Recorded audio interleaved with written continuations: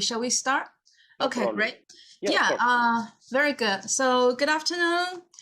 Here, I think this is pretty open class today. Of course, this course is from the Institute of Cultural and Creative Industry of SJTU, Shanghai Jiao Tong University. So we normally we have a class of cultural and creative industry survey on every Tuesday afternoon.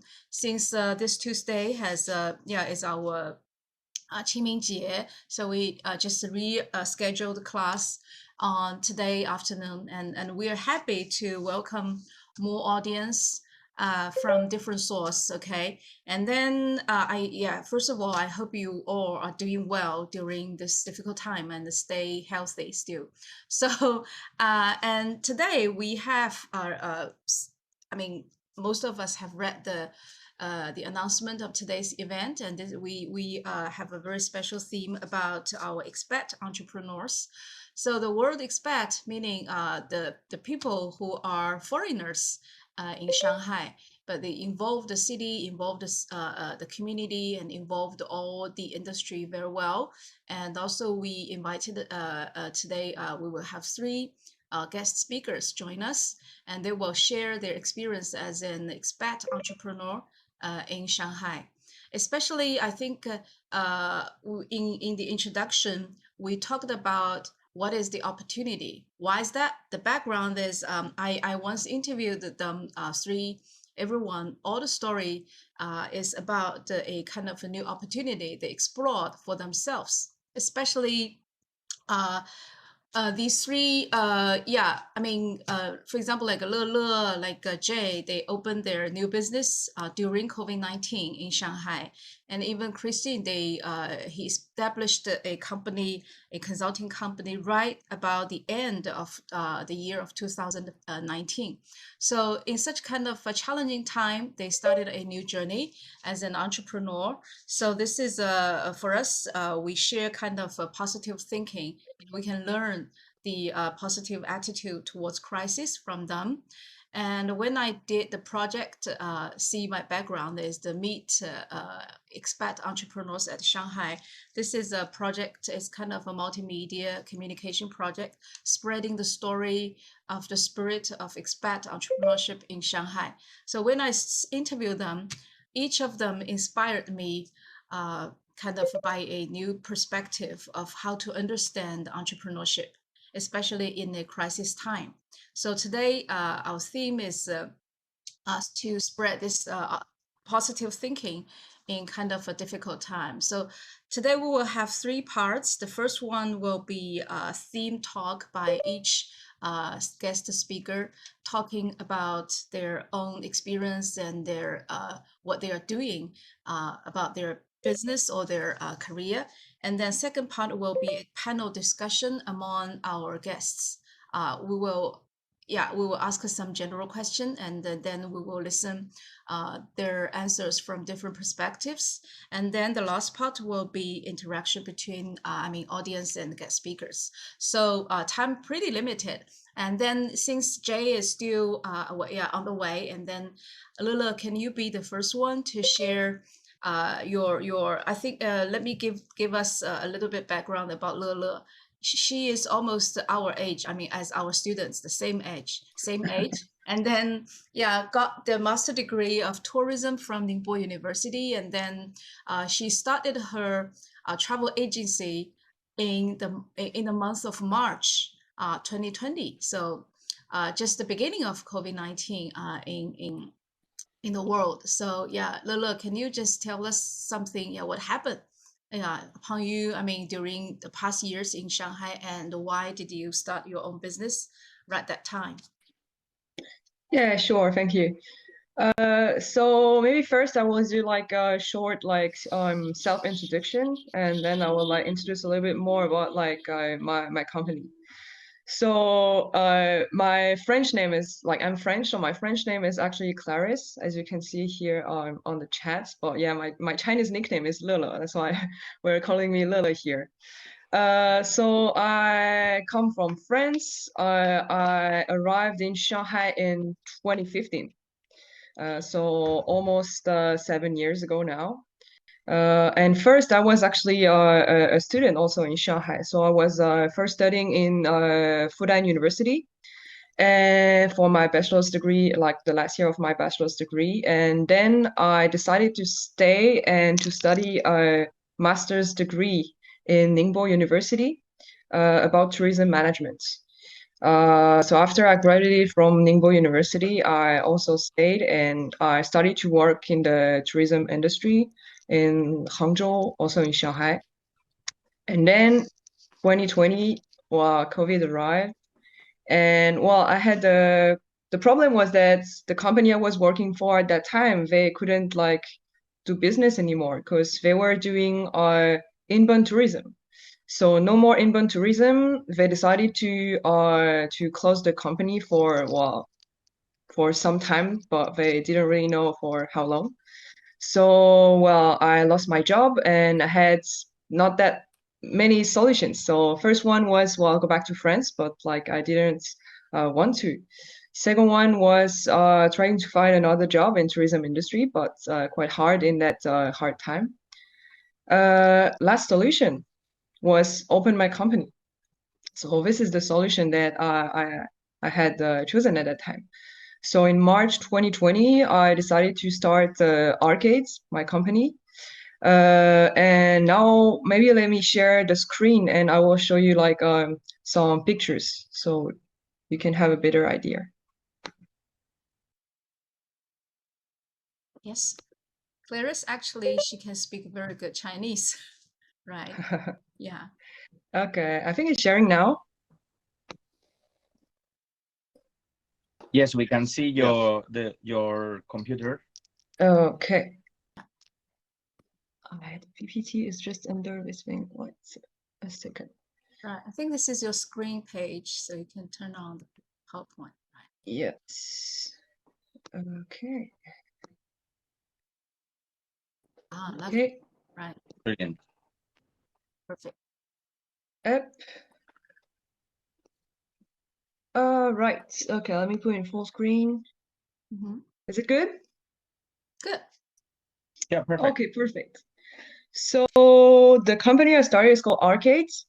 And our like what we want to do is like experience Shanghai. So basically the main idea is okay, let's do it like this. So it's to put Shanghai history and like fun and like an immersive way for people to understand more about Shanghai history. So since I moved to Shanghai in 2015, I started to be very passionate about like Shanghai's history and like architecture. And in the previous companies I was working for, I was also doing like this kind of city walks, sharing about like the Shanghai culture. So I really like wanted to continue to do that, but I wanted to do it in a more like interactive and fun way. So the main thing we're doing is, so we're mainly doing three kind of like experiences. The first one is like historic walks. Second one is real life credos, and the last one is mystery hunts. You will see we're also doing some other stuff. But these are I would say the main core of Arcades. So let me show you a little bit more. So about the walks, I put some pictures here. So we have about like 15 walks all around Shanghai and almost all the districts.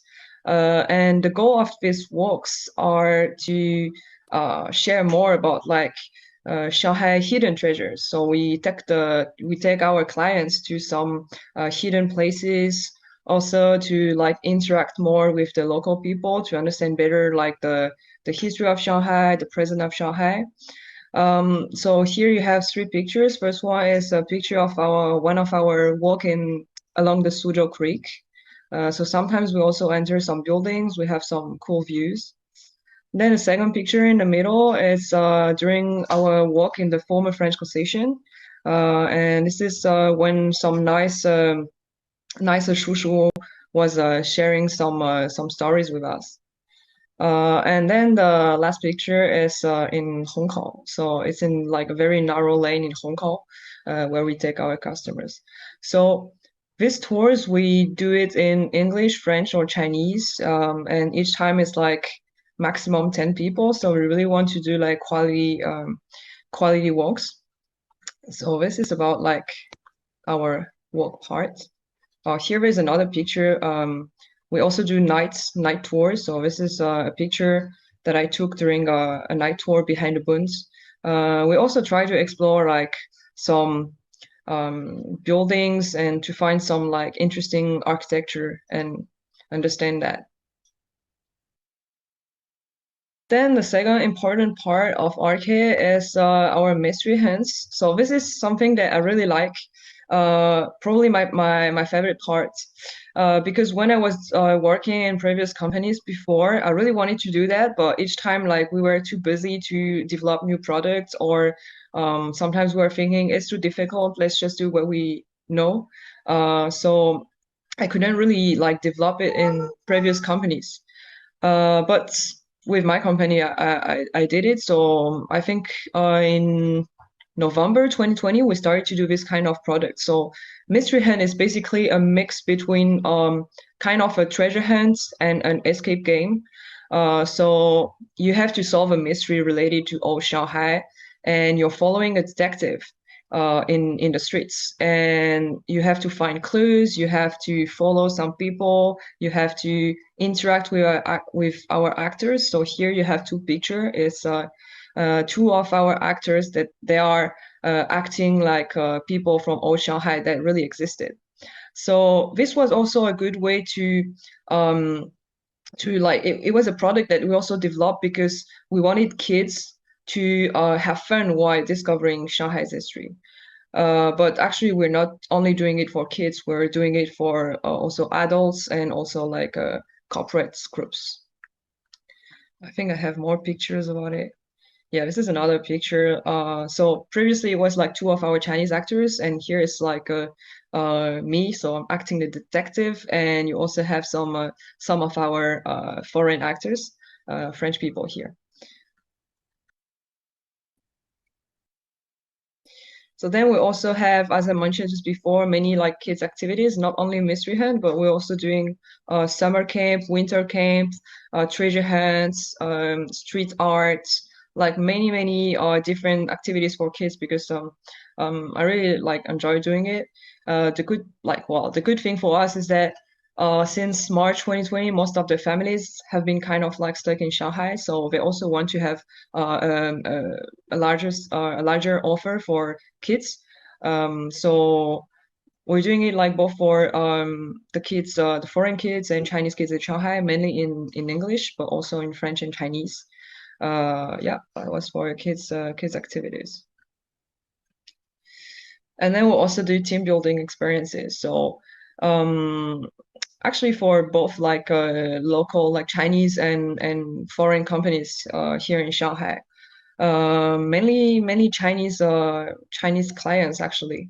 And we do like a quite a large variety of different team building experiences, like also some city challenges, kind of like scavenger hunts in the city, this kind of thing. And wow, recently you guys kind of maybe think that wow, that's great, you're doing outdoor activities, but now we cannot go out, right? So wow, yeah, now we cannot go out, we cannot do this kind of outdoor activities anymore. Well, at least for a short period of time. So we started to develop some online experiences, like this one you can see here is called The Mystery of the Balloon. So it's also kind of a mystery hunt, but it is online and it's based also on Shanghai's history. And like the people, they can play it with using like this kind of video platform and also WeChat. So this is what we are doing like now. This is one of our like main product now because people cannot go out. And we can also like we also do it for private groups and like corporate groups. The second thing we're also still doing now is our online shop. So we have an online shop that like is on WeChat, and the people can mainly buy some products that are related to Shanghai's history. You can see here that we're selling some like old maps, some gift box, like old suitcases of Shanghai with some objects that are related to old Shanghai. We can sell also some books. So many different things that are still related to Shanghai's history, because still our main goal is to make more and more people, no matter if they're Shanghainese, they're Chinese people from other provinces coming to Shanghai for work, or some foreign expats. We want like everyone to understand better Shanghai's history, because we think that it's a very interesting history, very diverse, and still in Shanghai you can find many old buildings, many like things that are still showing this part of the history. So this is about our shop. So for our marketing like promotion, we're mainly using WeChat because most of our customers, they are like local Chinese or local expats. So we have a WeChat official account that you can see here, where we are posting our like next activities. We're also posting our offers, some new products, this kind of things. We also have a website, but like, well, people here are not really using website, but still, like, we have it. So in the future, if the inbound tourism is opening again, then like the website is already here. And you can see here also a museum a week. This is one of our WeChat groups that we're doing. So we have like kind of different WeChat groups. This one is about like museum visits. So we are offering one museum visit every week when it's open. And the goal is like everyone's like comes for free, or you pay your own tickets and we visit it together. So we are helping to like book the reservation and like to organize it. And people really enjoy it. So we visited like already we did it like during 2021, like all the year long. And now we're also like continuing to do it. So here you have some pictures of like some museums that we visited last year. Okay. All right. So and here you have like the content. Like if you wanna add our official accounts or add my personal WeChat to ask more question in the future, no worries. So yeah, basically that's it for my PPT. Let me turn off the screen. If I know how to do it.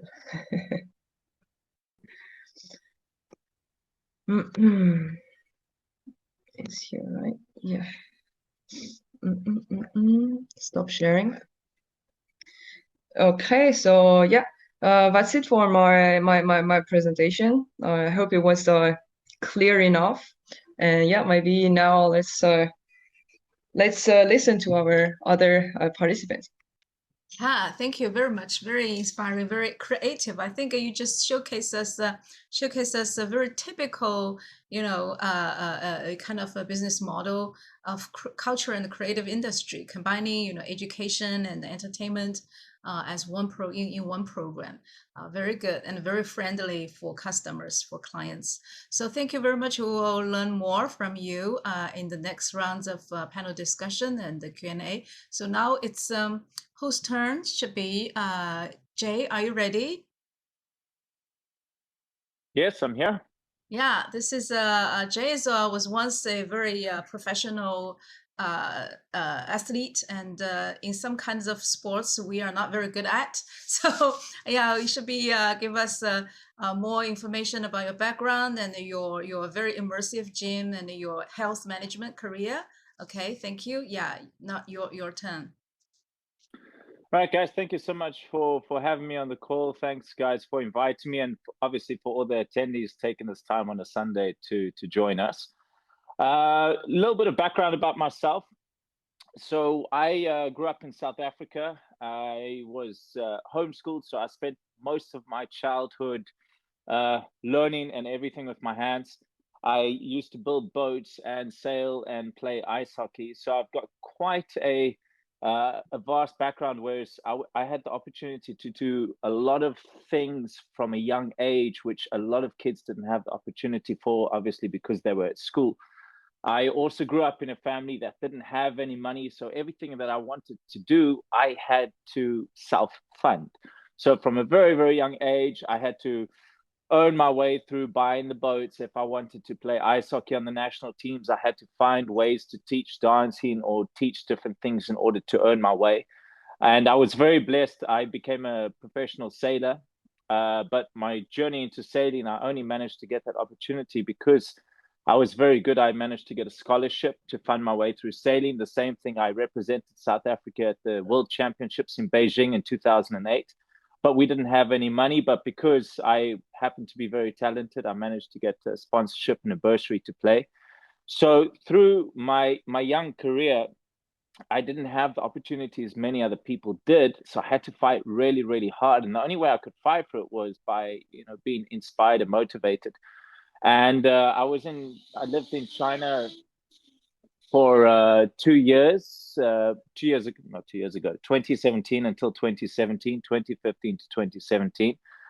Left to South Africa with a lot of money, lost everything, and then figured out I wanted to come back to China. So I came back in 2019 to ideally, that was just before COVID started, and we were going to start an online business. We work with online wellness programs and fitness programs. And then obviously COVID happened, and our whole goals to have a virtual online company were not, it didn't happen. So COVID, I think, was a big hit for a lot of people. So we then, after we survived COVID, I'll do a screen share for you guys.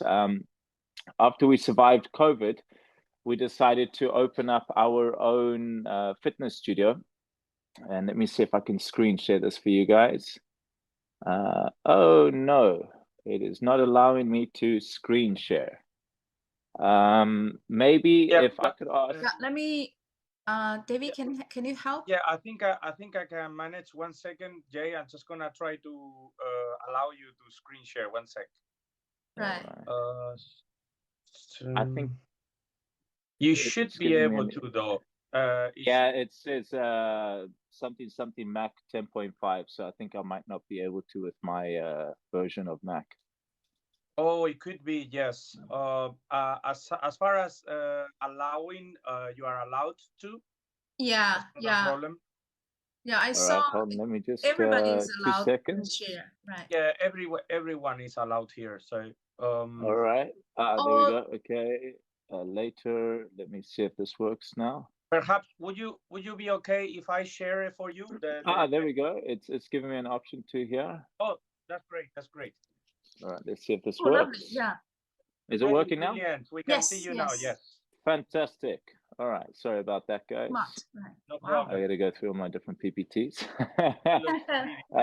Wrong PPT. Very well produced. Right. Good. All right. So Wow. let me I'll start you guys right from the beginning. We basically came up with the idea of Execute in a period of 6 weeks. We found a business partner of ours who was actually one of our clients, and we had a whole idea to start a food production company. And he said, "Oh, let's do this food production company." And we said, "Well, actually, it comes on with a gym idea." And he says, "What gym idea?" So we had a little PPT. We showed him, and he said, "Great, let's do it." So from that meeting to launching our concept was exactly 6 weeks. We built it ourselves. We didn't have any money to get construction guys. So it was a bunch of friends, myself, Eliana designed it. And in 6 weeks, we built together our concept. Obviously, in the business world, this is the complete backwards way. When you start a company, you want a business plan, marketing plan, and strategy. We basically believed, well, let's just do it. We saw an opportunity because when COVID first happened in 2020, the fitness industry had a big drop. And a lot of the big players were eliminated. 60% of gyms closed down. So we saw an opportunity that if we can start a company now, Then when the economy recovers, the spike will go high because of demand. So we created our concept, and behind the concept is an immersive concept. So we wanted to create something that stood us out apart from all the other gyms.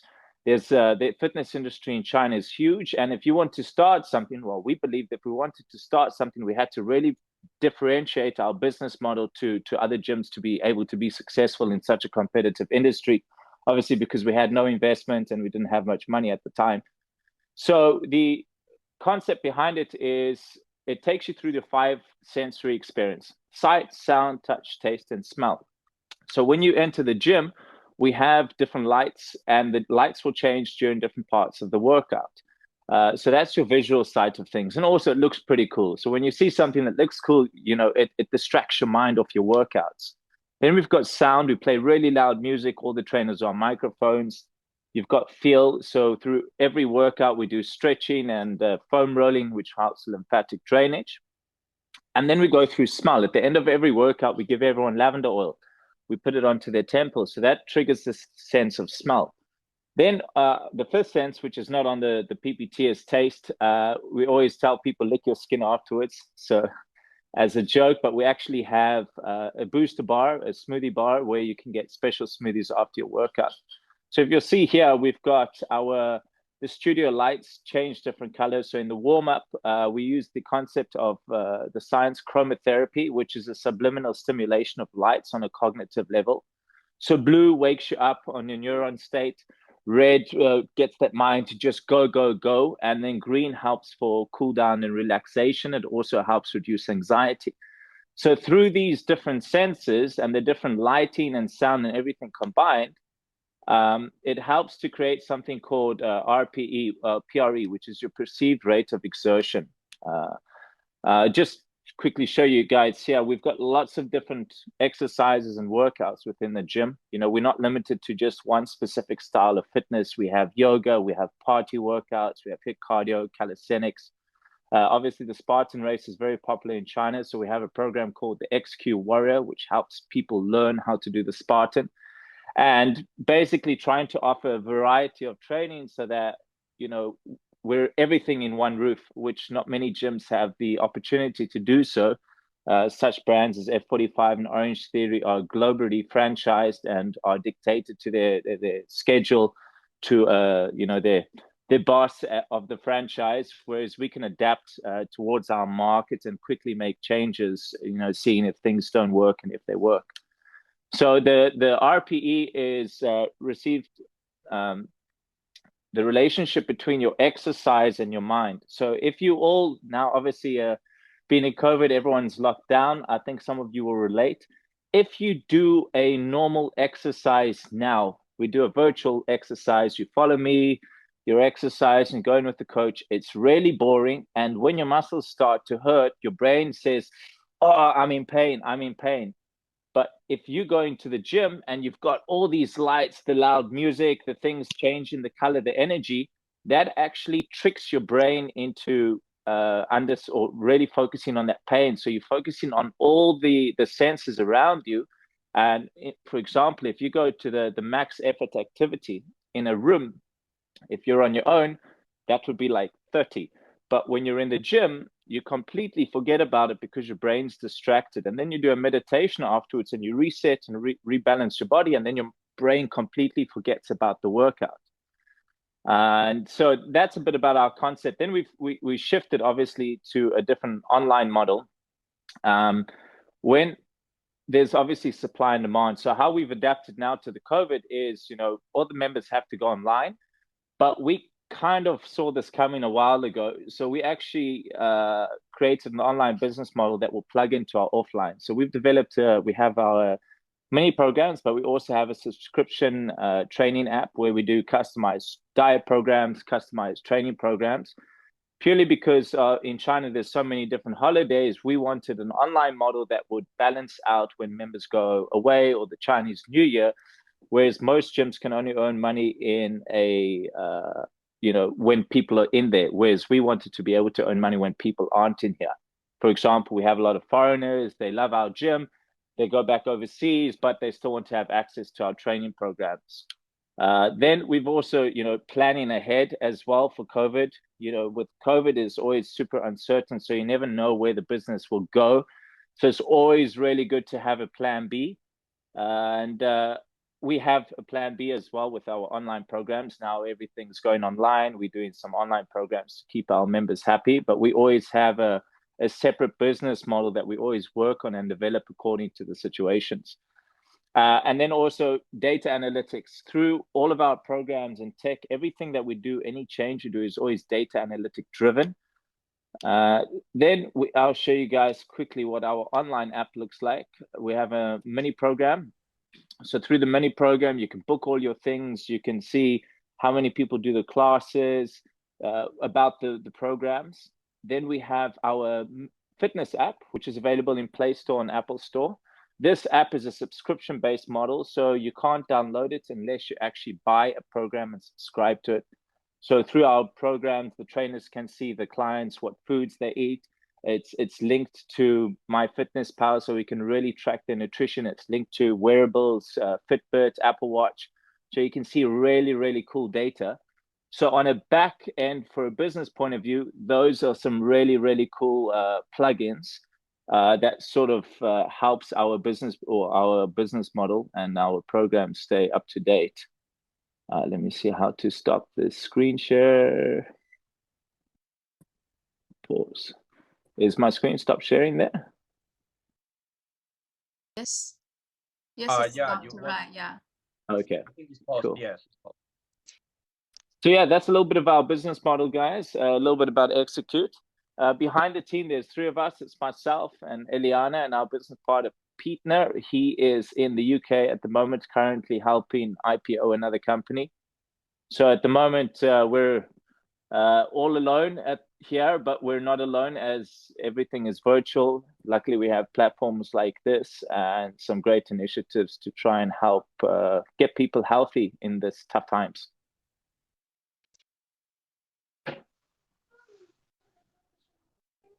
Awesome. One All more, right. sir. I think you are muted. Yeah, I'm sorry. Yeah, thank you, Jay. Thanks a lot for your wonderful presentation. You're not alone, okay? XQ is a big family, okay? And now I think you will have some new fans today because all our students are very young and they are energetic. They are really interested in your new concept of kind of a fitness management. So great, yeah. And then Christine 可里斯 or 可里斯. So sometimes the Right. name is 可里斯. It's like a thinking in a shell. And then now it's 克里斯. So, but still I love 可里斯, right? Very creative. Right. Yeah. So I think you're Actually, very... Go ahead. Yeah, it's your a turn. good friend of mine who's a designer, she actually designed this name for me. So Yeah. I'm very happy that she found this special meaning in there. So yeah, let me introduce myself. My name is Christian. I'm in China since 2017, so almost 5 years now. I love China. I grew up abroad. I grew up in England, in India, in Nigeria, in Greece, in Uzbekistan. So as my father was a diplomat, an ambassador, we moved all over the world. But I have to say that China is the best place I've ever lived in. And really, even though I'm German, I always say, 我是上海人. I'm Shanghainese in my heart. I love China. I love Shanghai. And it's really the place with the most opportunities as well. So not only a city that makes me happy, where I have lots of friends, but really fantastic opportunities, which I'd love to talk about. Let me share my screen and give you a bit more visual information as well to share. 1 second. There we go. Oh, somebody else is sharing. I cannot share. I think. Yes, Jay, would you be able to stop the sharing instead of pausing? I think you have to stop sharing.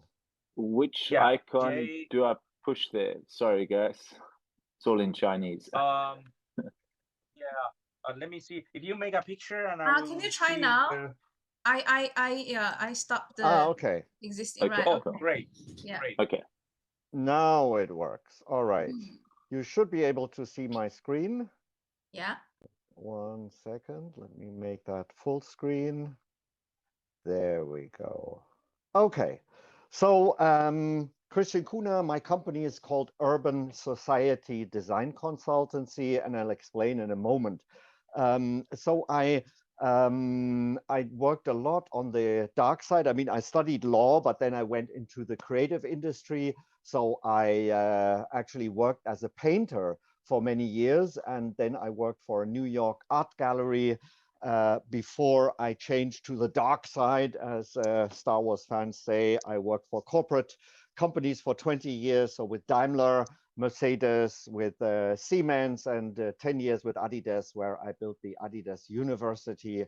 And I have a lot of, let's say, corporate partners I work with on leadership, on culture transformation, and on digital transformation. And the other half is my teaching. I do a lot of teaching. Half of my time, or more than half of the time, is teaching.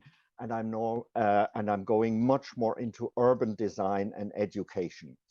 So to give you just a brief overview here, I work with the Alibaba Business School in Hangzhou, Global Digital Talent, where I do workshops. I teach design thinking. I teach transformation.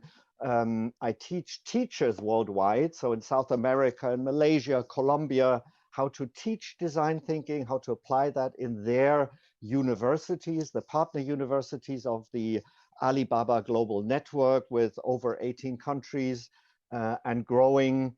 So I teach at Jiaotong at the Global EBA frequently, so different courses on design thinking, on future trends, etc. So that's another part. I teach in Japan at the Nagaoka Technical University, full semester, Think Like a Futurist for postgraduate students here.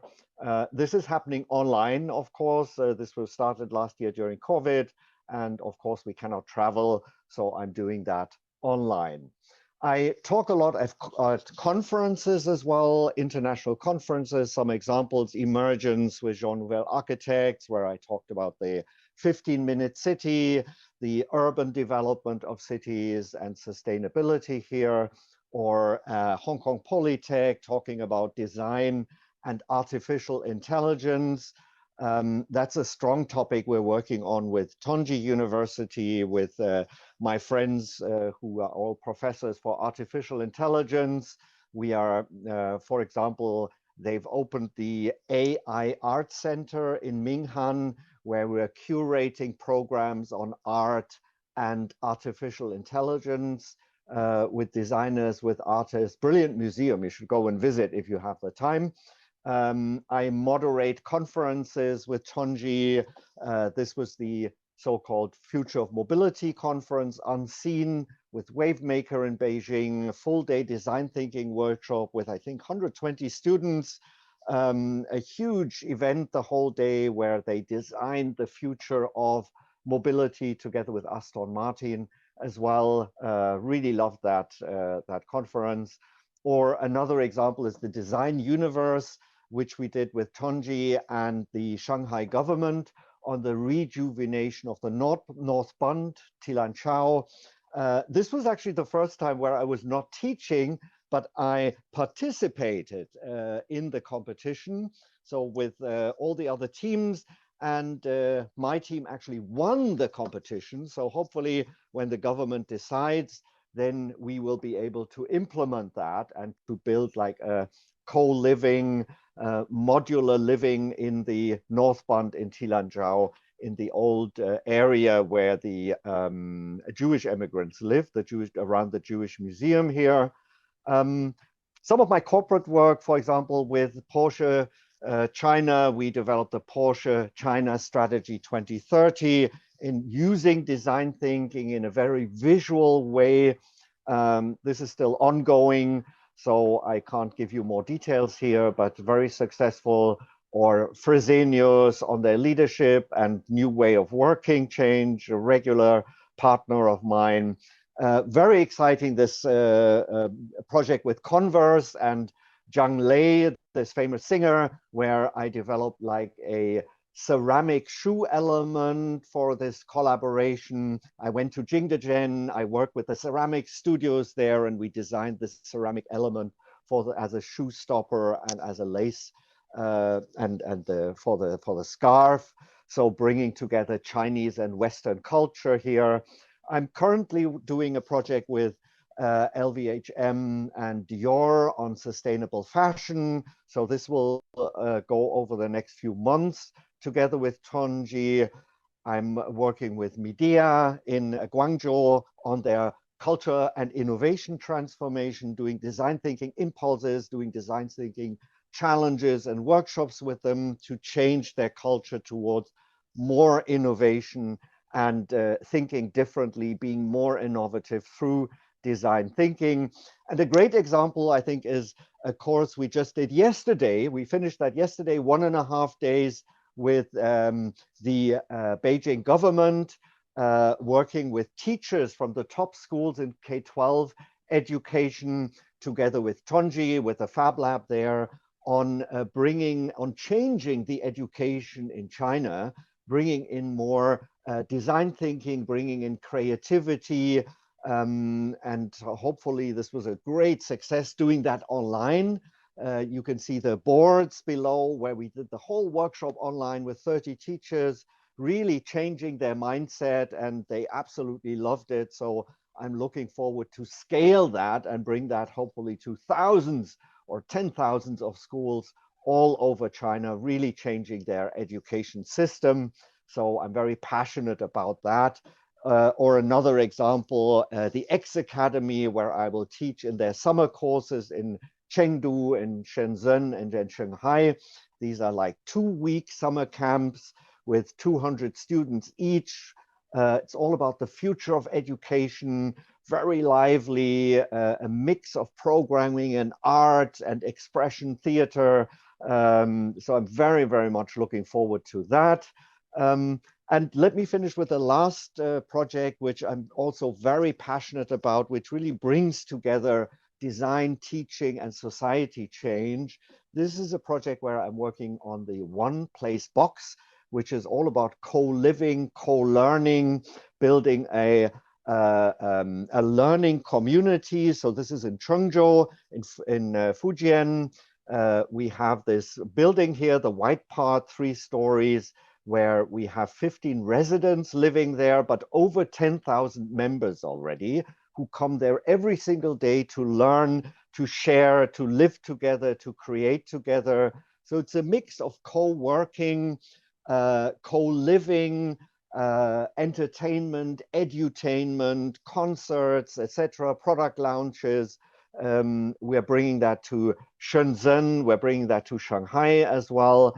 And I think the interesting part is we're also not only building this live community, connecting people, but we're also bringing that into the metaverse. So building virtual communities, connecting people all over China and basically all over the world. Here, we are partnering with Roblox, the online gaming company, and we work with the Fab Lab, obviously, this maker culture, bringing things to life, and which you can see in the context. The Fab Lab is in the NICE commune, close to Tonji University, a brilliant example on how urban design can really improve people's lives. How can we bring back young people into the lane house communities by offering like modern co-working facilities, Fab Labs, modern cafes, etc., and getting this reconnecting generations again. So really bringing together the offline community with online, bringing that into the metaverse, into the digital space, but also focusing how do we change cities, how do we change communities through education, through learning, through sharing. So yeah, that is, let's say, a brief overview of the different things I do. And you can feel I'm very, very passionate about education and change here.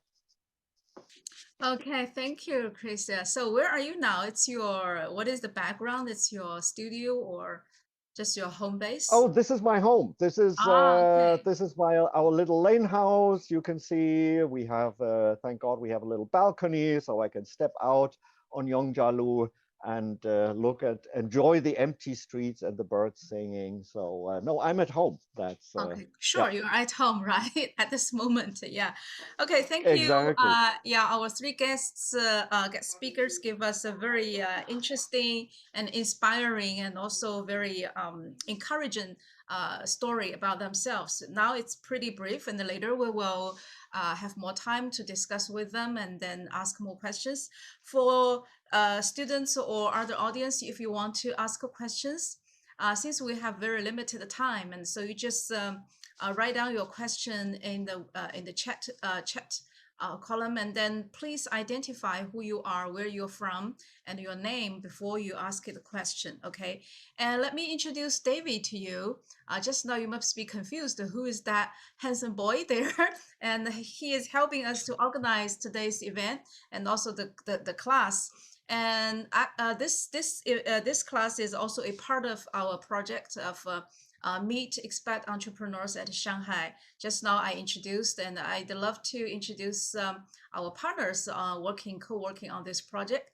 Davey, actually, you are he is our SJTU family member because he married our SJTU alumni. So he is our 交大女士, okay? And then he's working with us on different, social media account management. And also we have Kay. Kay is from Zimbabwe, and he is our production director. Kay, are you there? Yeah. And also we have colleagues from Any Helper. Any Helper actually is also a startup company established by SJTU alumni. Where's Kevin? But anyway, he is here. I think he is here. I know he's here. So now it's kind of time for our panelists to kind of a panel discussion, and I will ask a very general question, but we'd love to hear totally different answers from you three, okay?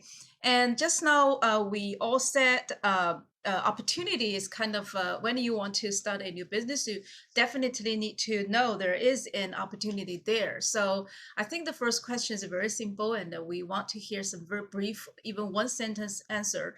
That is how to define for you personally, each one, how to define opportunity. What is opportunity for you in this kind of crisis time? Yes, who'd love to be the first? Again, lady first. Lele. Yeah. Okay.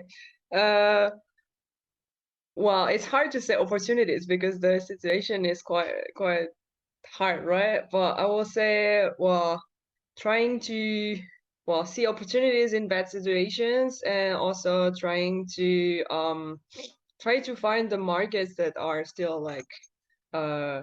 still like can still do stuff, right? Like not tourism market, for example. But Or crisis. if you Yeah. I mean, the yeah.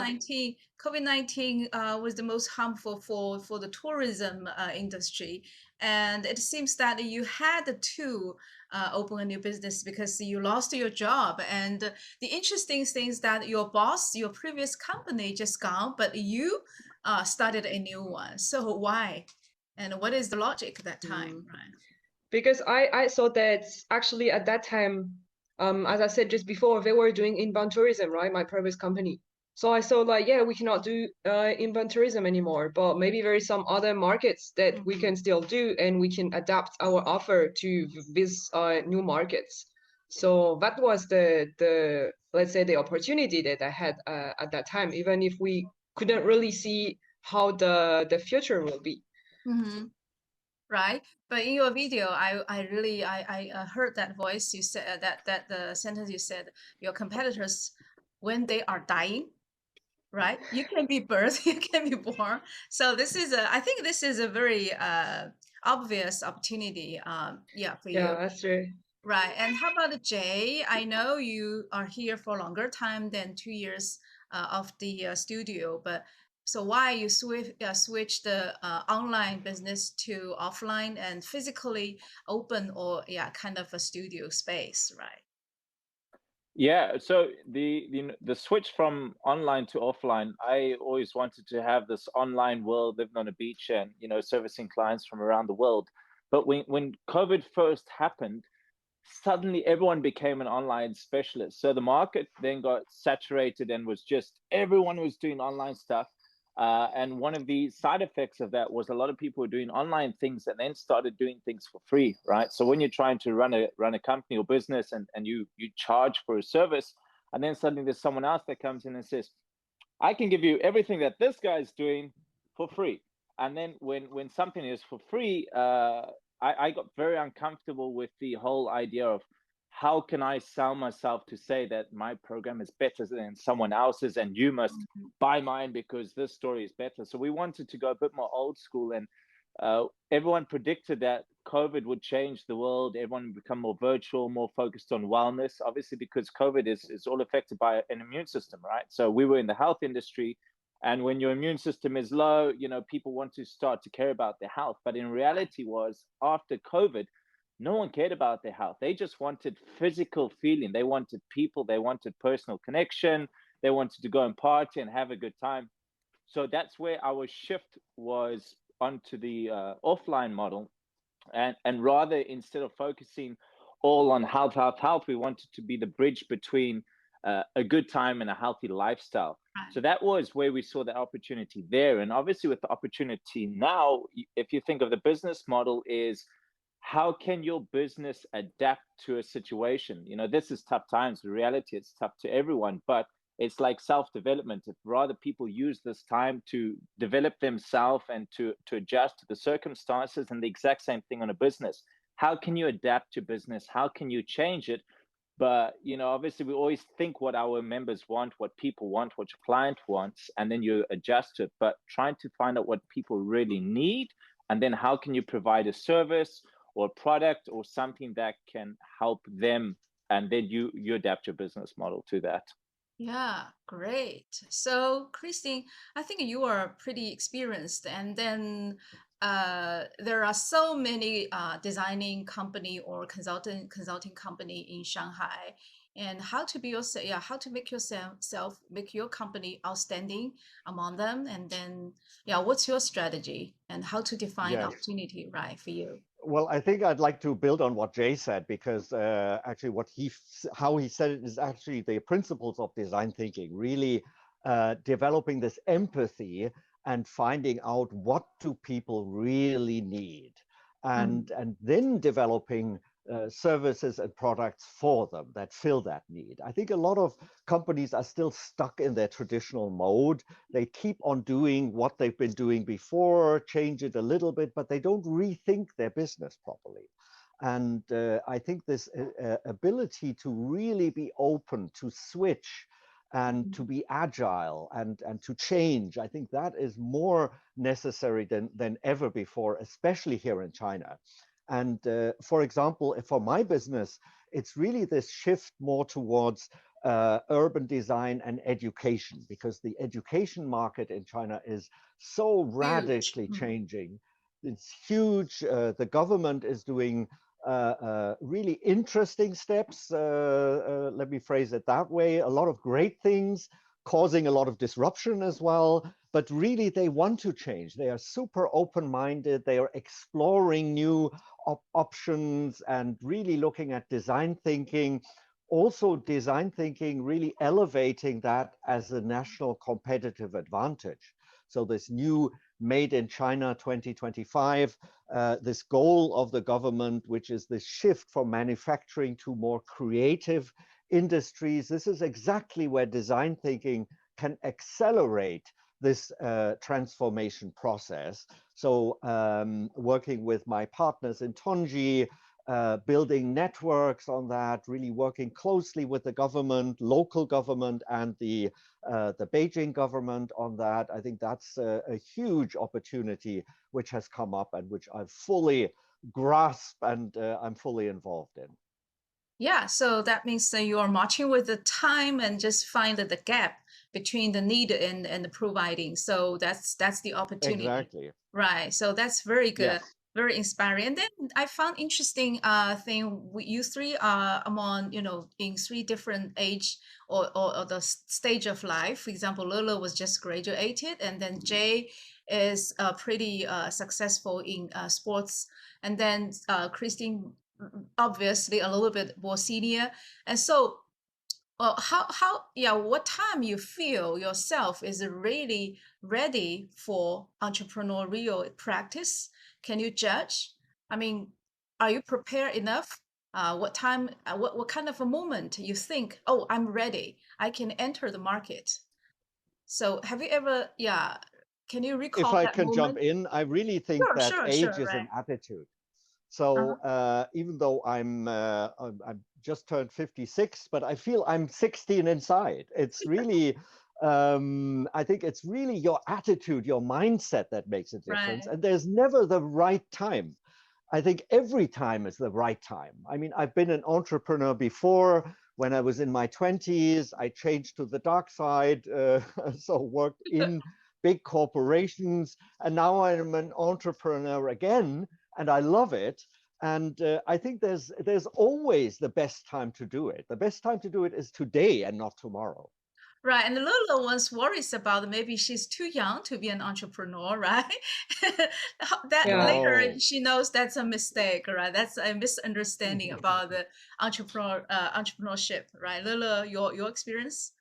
Yeah, that's true. Like, cause when I started my company, oh, sorry, I have a cat. When I started the company, I was 24. I'm 26 now. And I really wanted to open a company, but I was thinking that, well, maybe I'm too young. I don't have work experience, so I should first go to big companies, learn a lot, and then open mine. But actually, well, because of COVID, then I decided earlier to open my own company. And well, I can tell now that that was the right time. I think the right time is just like when you already have the idea, well, do it for yourself, don't do it for the others, right? Lovely, right? And you both have lovely cats. And Jay, I think you prepared a long time since your childhood, right? Yeah, so I've never actually worked for a boss before. And you I hate, yeah, I hate so, right? from a very young age, I was 14 going to the market, selling things. So I've always worked for myself, always did some sort of hustle or something like that. But just to maybe give a bit more clarity on the question, maybe for the users, what very often happens is there's one big word, fear. Uh, Fear, right? Fear kicks in on many different levels, and people aren't aware of it. Right now, everyone comes from a different background. You either have a successful family, or you maybe had a hard family, or you work for a job, or you were self-employed. Now, I give very good instance. I have a very good friend of mine back in South Africa. He's making a ton of money. He has contracts for Huawei, the marketing director for them. But I said to him, why don't you start your own company? And the first thing very often people are scared of when they start their own company is, I've got this guaranteed income, I've got a house, I've got all these things to pay. What if I can't make it?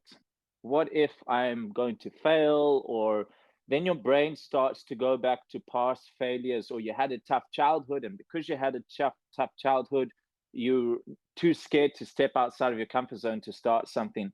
So to be an entrepreneur is easy. That's the easy part. The easiest thing is to say, I'm going to work for myself. The hard part is being able to motivate yourself, deal with the stress, deal with the fears, or deal with those things in order to take the jump from outside of your comfort zone, outside of a secure job, secure income, knowing what your future is going to be like, especially with COVID. COVID, you can plan, but COVID can mess with that plan. Then suddenly you don't have money, you could lose everything.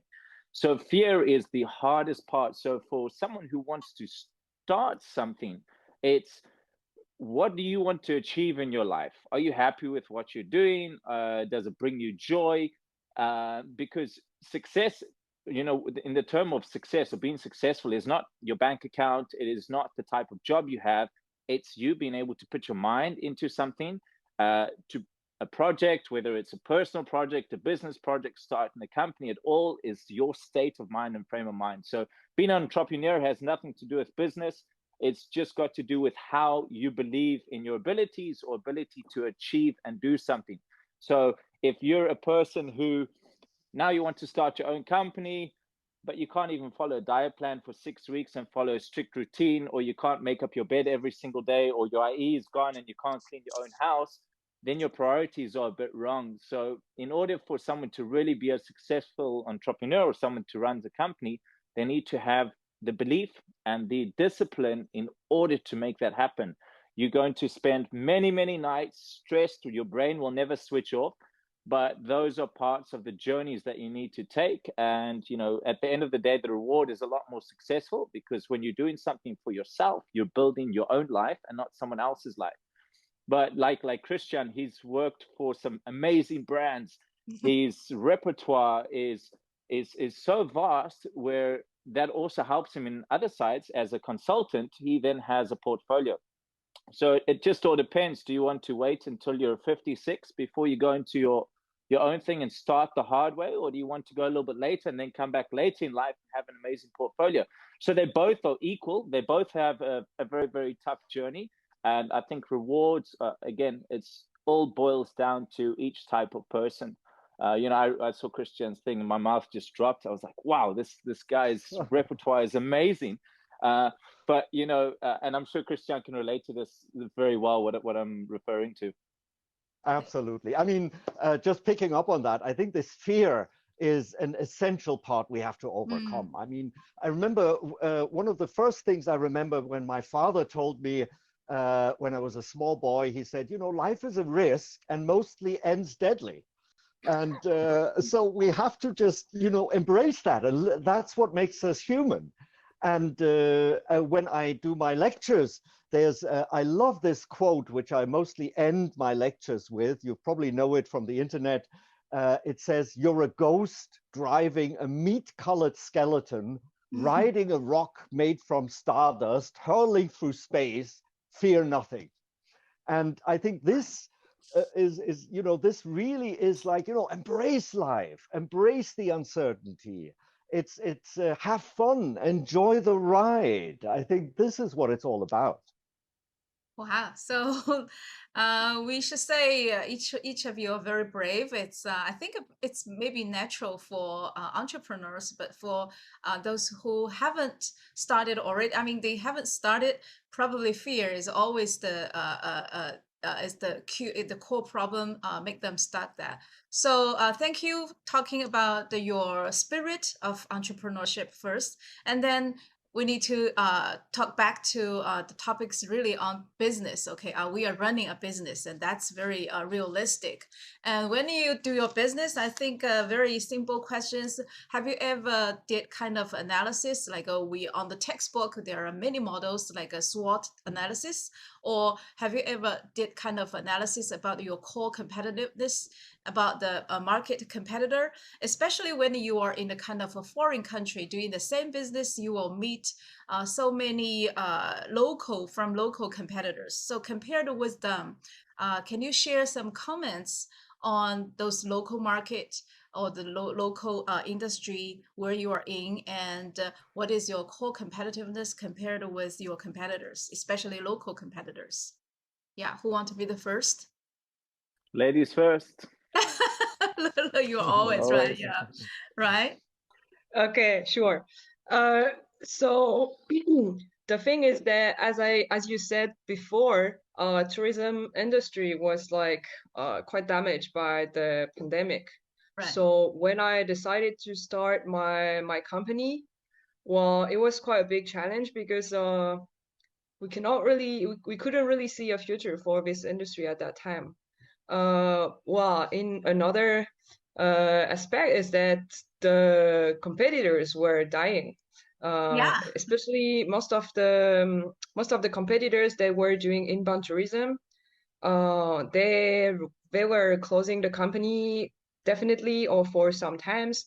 So, well, that was a good asset. The other point is that because even if I was very young, I was just graduated from university, but I studied in tourism management. I did a few internship, and I also worked for some tourism company before, so I had quite a good like view of the market and who were the main competitors, and what they were doing for what price.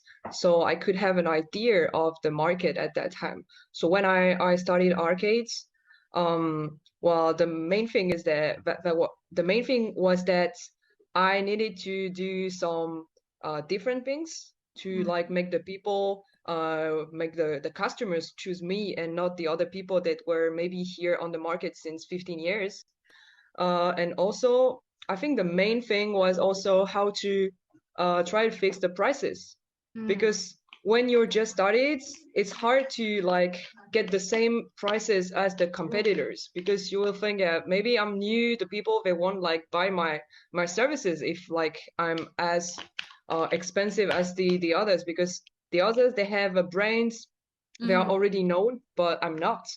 So the thing that like I started to have lower prices and then like gradually make like higher prices to reach like the competitors' prices, and doing mainly marketing on like what are our differences, that we are focusing on like interaction, we're focusing on Shanghai's history but in a fun way. We're not doing like traditional tourism services, not like this kind of traditional tour guiding, but we're doing like more fun, but for the same price. Wow, so your price now is higher than the local competitor or just average, or yeah, what is your pricing So, strategy right now? well, if you compare to the other like foreign companies that are doing the same markets, we have the same price. And if you compare with the Chinese companies that also are also doing some like tours, this kind of city walks, well, we are more expensive. But I think it's mainly because, as I say in my presentation before, we're doing mostly quality. We're not doing big groups. Right. We are treating each customer as a friend. We also like provide 3 different languages. We are taking them to like to see some hidden stuff that are not like this kind of main touristic areas. So that's also what makes like us special, I guess.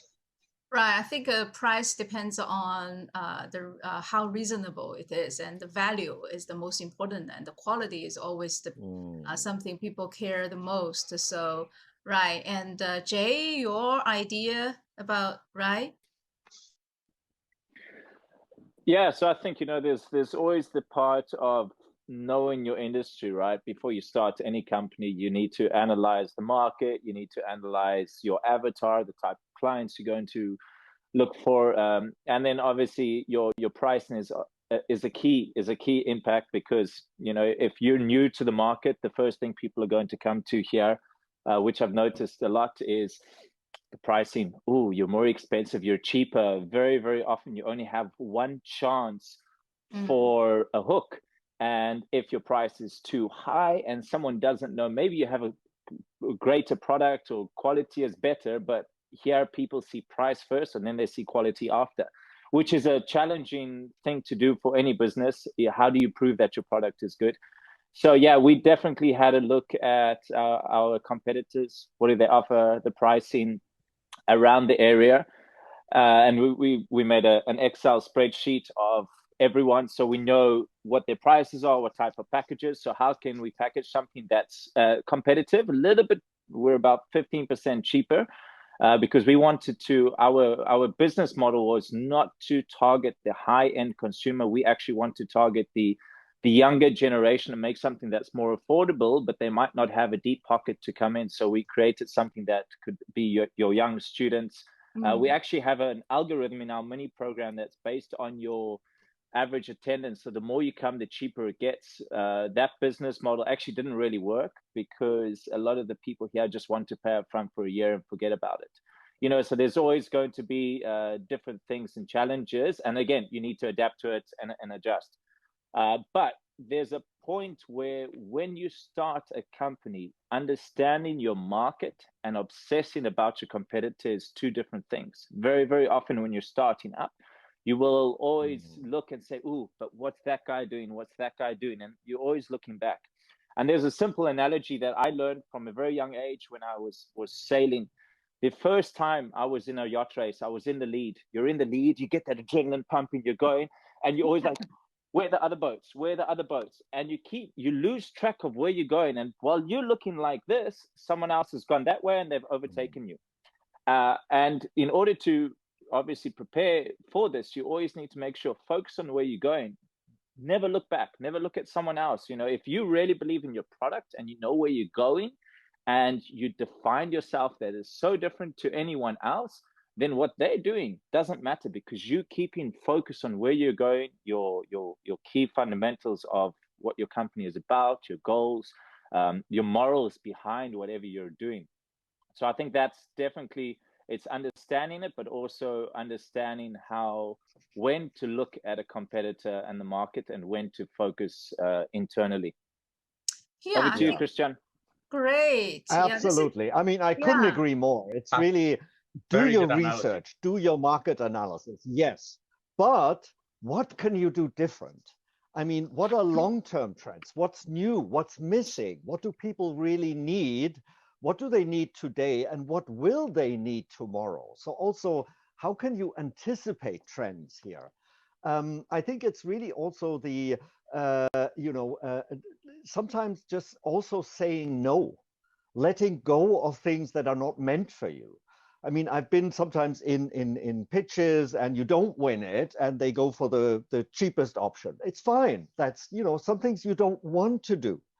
And you have to stay true to yourself and really, like you said, Jay, follow your passion. If you believe in that, if you really are convinced, I have a great product, I offer a great service, it might not be for everybody, and just let it go. But, really don't lose this passion and energy. Great. So I think now we have another reason to do more exercise, because I think sports really build up our spirit of entrepreneurship in one hand. So I agree. In fact, sorry, Christian actually said another thing there about finding something that's different. So when we did do our market research in the beginning, we had looked and said, what's missing as a user? What don't you like? I hate gyms.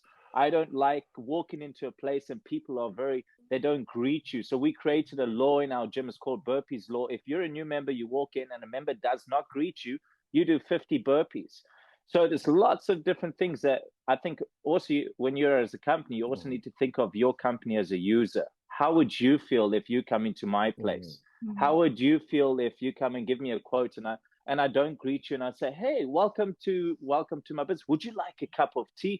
Wow, you look fantastic today. This is our team members making you feel welcome. So there's lots of different other parts to making your business different in terms of a user experience. How would you want to experience stepping into and then you become a lot more judgmental. You would have to look at things that will be very uncomfortable, which any business owner, as a startup, you don't want to be told what you're doing wrong, but it's also important to know.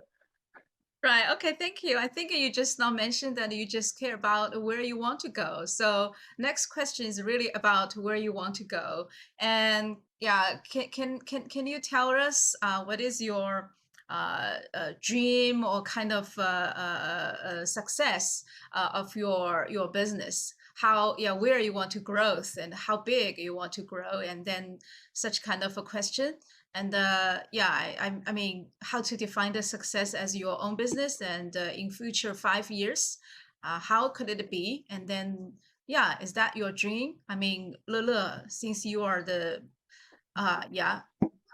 almost sure. next generation, right? So you have a long way. So have you ever set up a kind of a dream for yourself?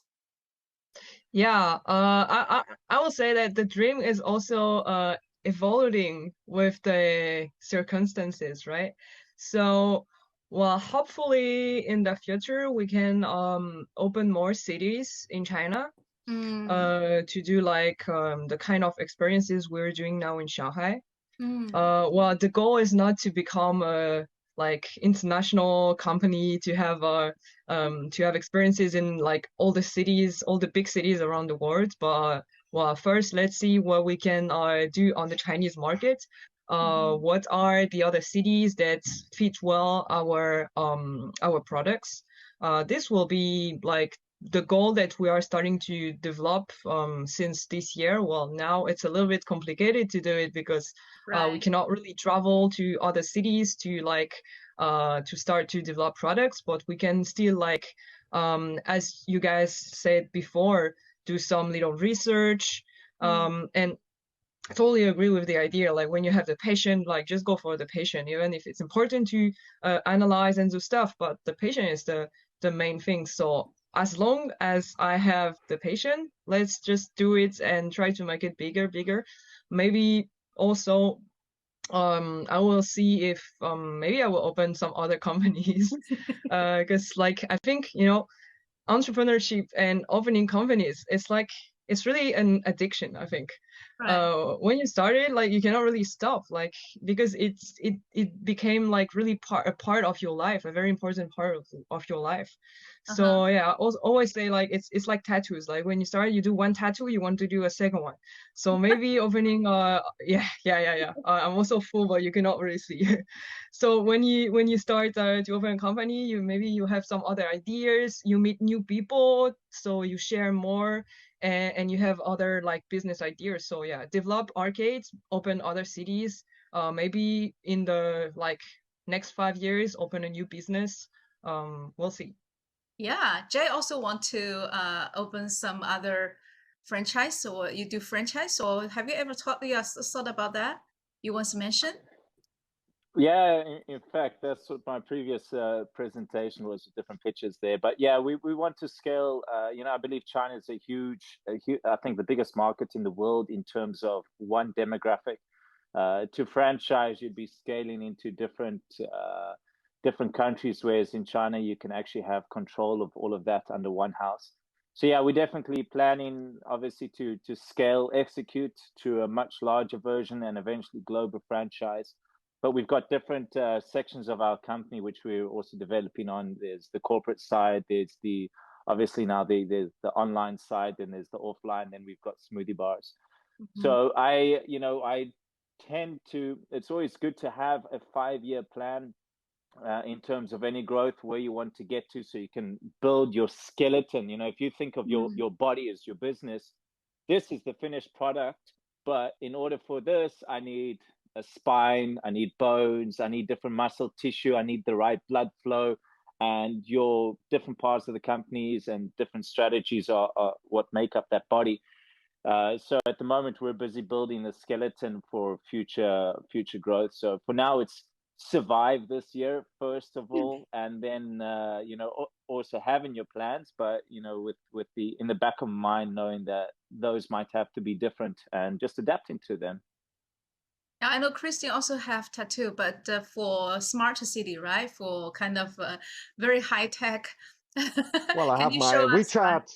I have my Yeah. WeChat tattooed on my arm, my QR code. I have an NFC implant in my hand. I'm not sure if you can see it here, but this is a chip in my hand. So I'm really embracing this change again. But maybe just, I think I would probably give a little bit of a different answer here, because of course you have to look at your growth.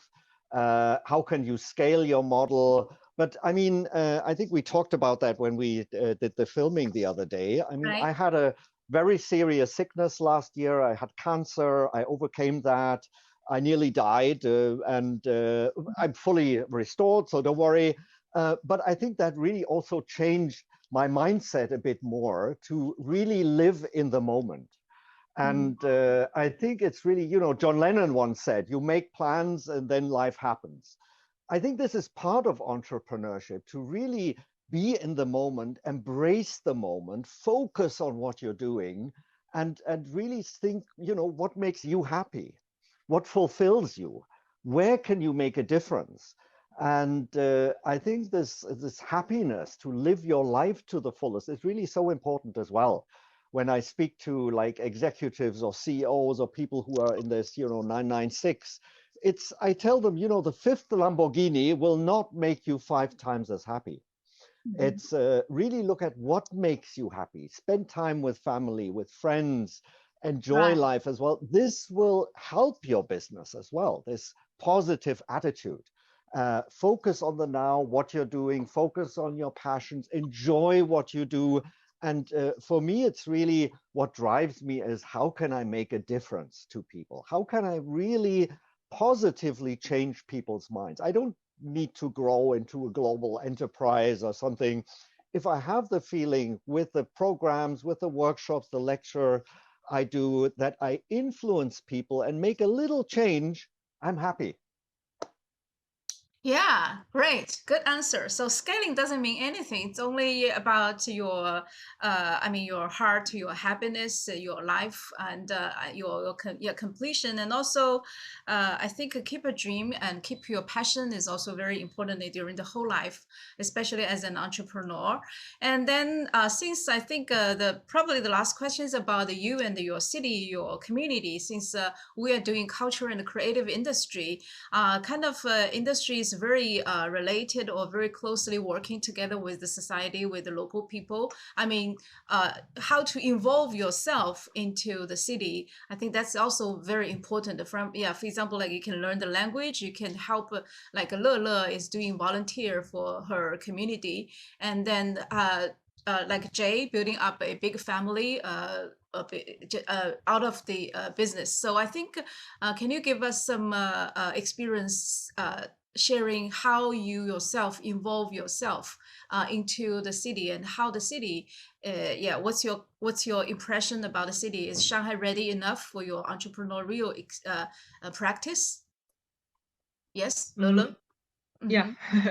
So I would say that for me and for my company, well, the city it's a huge part of our experience of our like products, because well, we are mainly doing outdoor activities, so we are like walking in the city, and actually I always think that the most important is Shanghai, like what makes Shanghai so special is the Shanghainese people.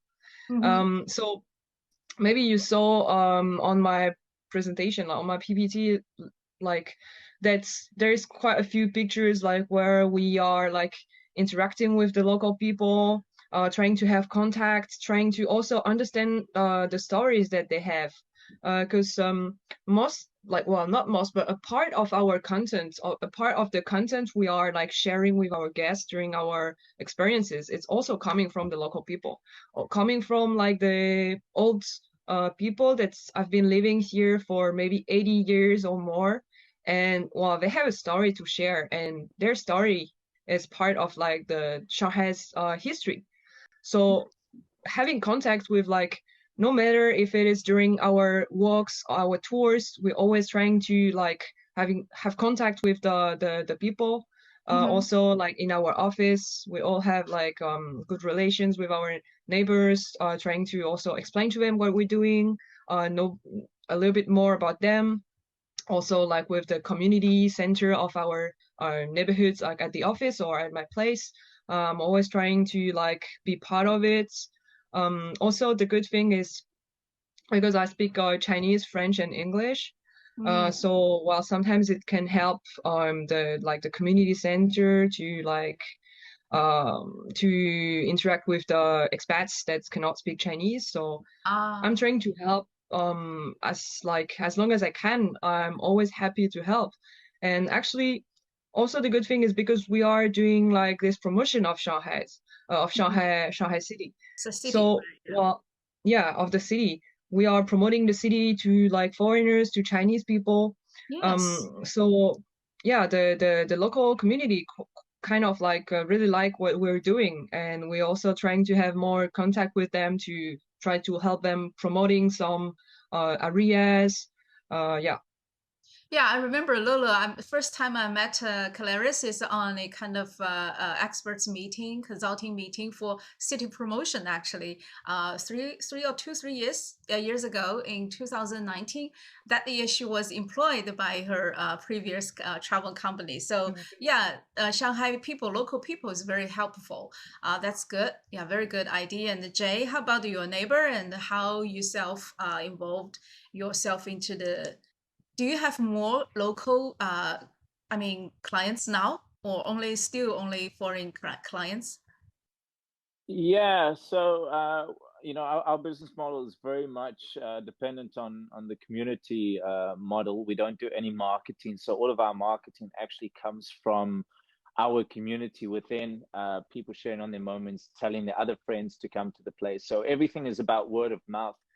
But we also try and, I think through that, when you care about your community, that community will grow, right? And that's what I think our main focus really is in the gym is how can we create a stronger community through building the bonds. Obviously in the tough times now that we have a family, we don't call it a group, it's an Execute family group, and everyone's supportive. But I think now our Chinese demographic has gone from December to now we're around 40% of now local. So it definitely is growing. And obviously we try and do a lot of different excursions with our members, taking them out. For example, we took our members to do some motocross. I taught everyone to motocross. I have a sailing program with a lot of my members where I take them, I teach them to sail, and they actually join the Macau Cup with me. So we're using the gym as sort of a vehicle for allowing people to obviously, try different sports, different experiences, and embrace and improve their lifestyle. Because, we've had, for example, one of our members changed her life, and a year later sent a video. She's now a Zumba instructor living in Hong Kong and inspiring other people. So like Christian said earlier, if you can just make one change. So our business model is about making that change through our members. And if they make a change, then they'll inspire others around them. And then we've sort of become a wellness hub of that in amongst the community, where people can come in for a better health style, better, healthier mindset. That mindset, if we can help them get a bit better mindset, then they go into their workplace, they become a better influence to their people that they work with. So yeah, we've definitely got a lot of, now we were supposed to do a wellness retreat actually this weekend for April, but with COVID, so now we're sticking everyone online. But yes, I think if you use your community in a smart way and you look after it, it can be a very, very powerful tool or an asset to any company. Yeah, it's a big concept of community, right? So, Christine, I think you definitely involved yourself into the city. You have a United Nations style family, right? Yes, exactly. I mean, my wife is Chinese, and most of my friends are Chinese. So I think it's about building authentic connections and really integrating yourself and immersing into the culture. So I always, I mean, a bit jokingly say, stay away from this expat bubble. And from these gated communities. It's really, I mean, I live in a lane house with the grannies. They still share a toilet downstairs, and they are lovely. And I think it's really, if you live your life in the real community, then you are immersed. You really feel what are the people struggling with. What do they need? And this is why I so much love working with. I took you to the nice commune the other day, and you Right. experienced that. What we're doing with Tonji there, how we are really implementing that change with the locals, working with the older people, working with the local districts, with just the lane management, etc. What do they need? And also making mistakes and sometimes not doing things which we from a foreigner perspective think this should be done, but maybe it's not the right thing to do. And sometimes you really have to also consider, are people ready for the change or not? How do you build that up? How do you sell the story? How do you invite them to co-create as well, and not just jump in as a foreigner and tell people what to do? I mean, we should have this colonialist mindset. Thank you so much. Actually, you're not only, I mean, you're much more beyond the involvement, you're contributing. And sometimes foreigners' perspective are really constructive for the city building and for policy making. So I think you should voice out yourself and tell us more. And now we have we are almost at the time of audience Q&A, and we have many questions actually in the list. And then Davey, I can Sure. pick up the first one, and then you go for next ones. Okay, I believe you have chosen some, and here just by chance I happened to see this question about the language barrier from a student from Zimbabwe studying in Lanzhou.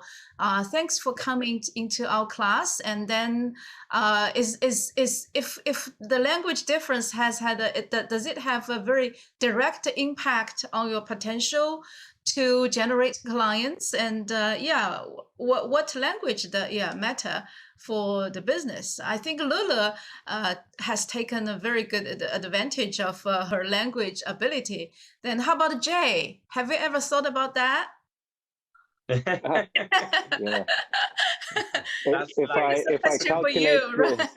If I calculate the years I've been in China, it's a total of 6 years. I can understand San and Santoji, Artoji, and a bit of food things. Because I've always worked on my own. I've never had the time to study because 99% of my time is all about time management, and I'm always working on the business. So it's a challenge for sure, a huge challenge. It's a challenge through starting up the company. You're having to pay different agents to do things that you don't know how to do. So it will cost you in the long run. For sure, there's a lot of ways you can save money. So we've had to learn that the hard way, but I've got a book, so I can tell people the type of things you're going to face when opening this is which I kind of wish someone told me in the beginning, but unfortunately life is not like that. You have to learn the lessons. But I'm trying to always, like, I think what you guys are doing with this webinar is fantastic because it allows us to share some of the problems and things we face, so that when other people are thinking about it, they have a very clear, is this a good idea or maybe not, or what do I need to go wrong? In terms of clients, yes, it's extremely difficult in the beginning. Our target market for a bigger version is actually the Chinese market, but we are limited now because we're short on staff and we all only speak English. So it does impact a lot because foreigners come and go. The Chinese demographic is huge, and that's where the money is in reality. No offense to foreigners, but it is they're a lot more hesitant to spend than the Chinese market. I have Chinese clientele, they come in, this is the price pay. The foreigners are always trying to negotiate a cheaper price and talking about prices, which is just unfortunately the way it is. I have no idea why. Especially Italian. Yeah, Italians and Spanish, yeah.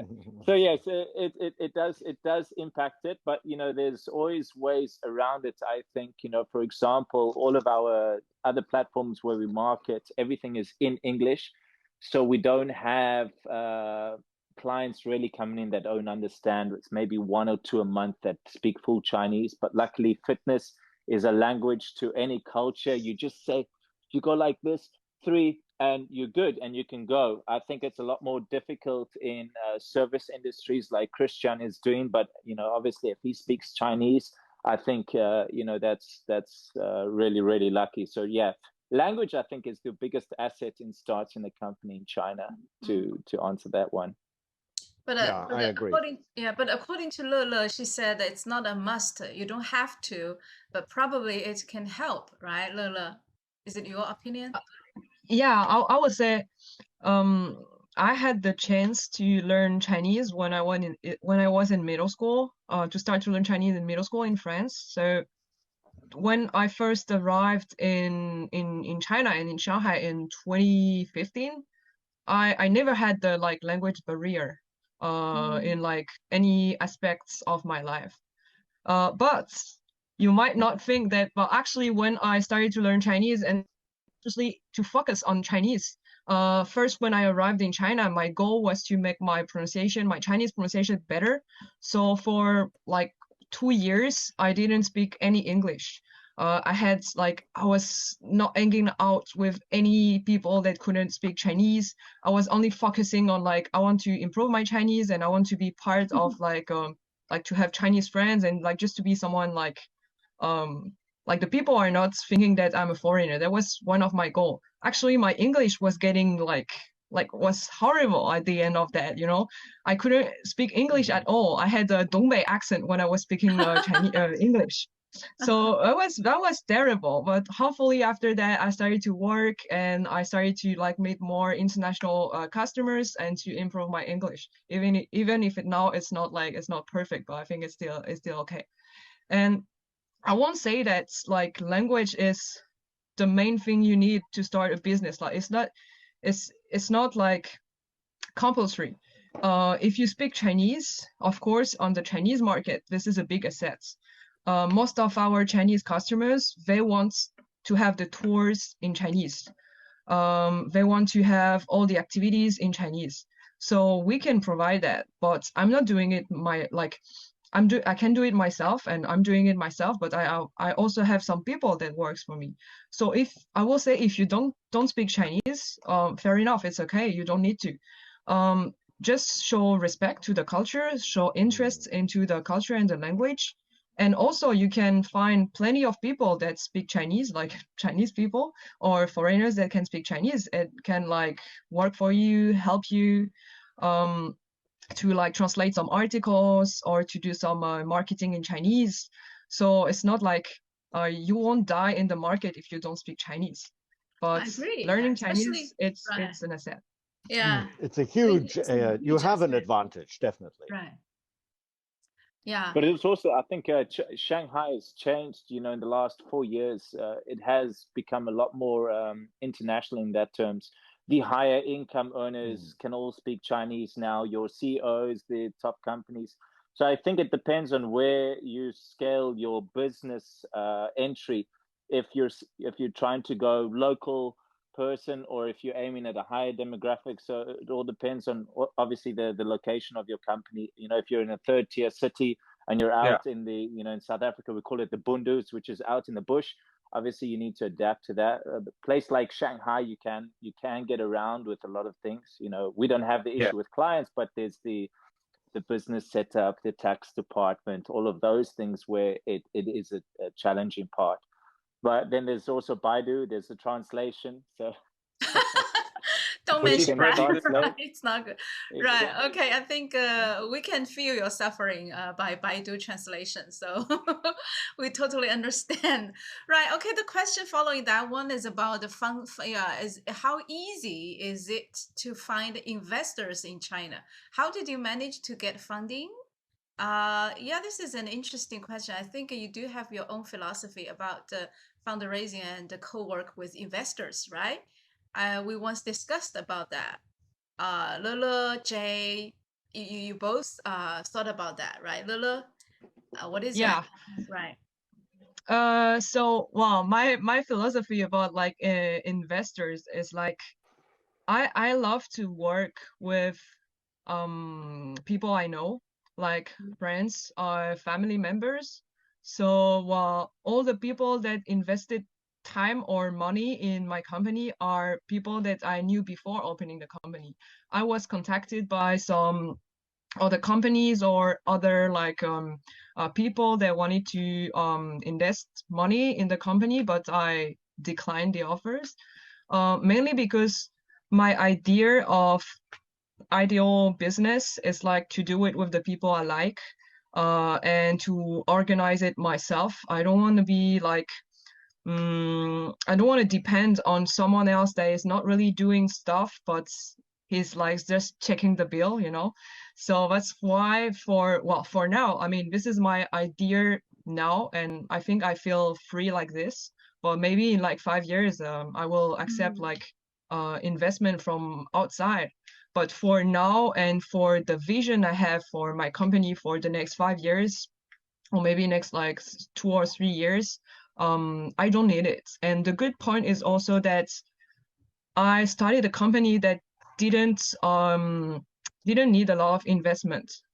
The biggest part of our investment is not money, it's just time. So I think you don't need to be rich to start a company. You don't need to have a lot of money to start a company. You can still do it. You just need to find something that like doesn't need that much money. I think it's really different than the vision of many Chinese entrepreneurs now, that they will first try to have a lot of investments and then they will start to do something. For me, I started to do the stuff with like almost zero renminbi, and then I started to own some money, and then I started to reinvest the money on the company. Right, right. Wow, very independent. Okay, Jay. I remember we once discussed about that, right? Yeah, so I think, when you ask about, this question, people going into debt and can't pay it back. So obviously an investment into a company has many different ways, right? There's sweat equity, where a partner comes in and they invest their time, so that you'd have to equate what their time is worth and to the value of the company. Then there's an investor. There's for shares, someone that wants to get shares into your company, then they own a majority of the company, depending on the share breakdown. Or there's loan paybacks, where if you know someone personally, they'd invest into the company with a repayment plan of 2, 3, 4 years with X amount of percentage. So, there's different ways. You can always reach out to friends. Then there's bigger companies that want to come involved.